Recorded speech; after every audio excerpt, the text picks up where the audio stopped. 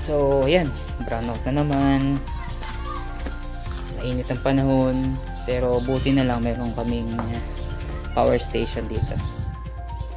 I-share ko sa inyo kung ano yun. 5 araw na namin ginagamit. Ayan, nag-charge siya ngayon dahil magandang araw, may solar panel yung kasama.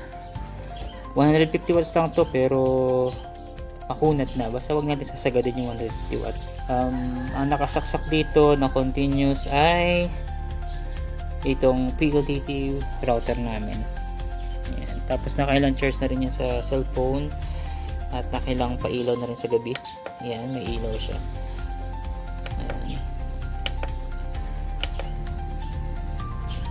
Tapos mayroon siyang solar panel 30 watts. Ayan. Yung mga gustong bumili nito, maglalagay ako ng link sa description saka sa comment section.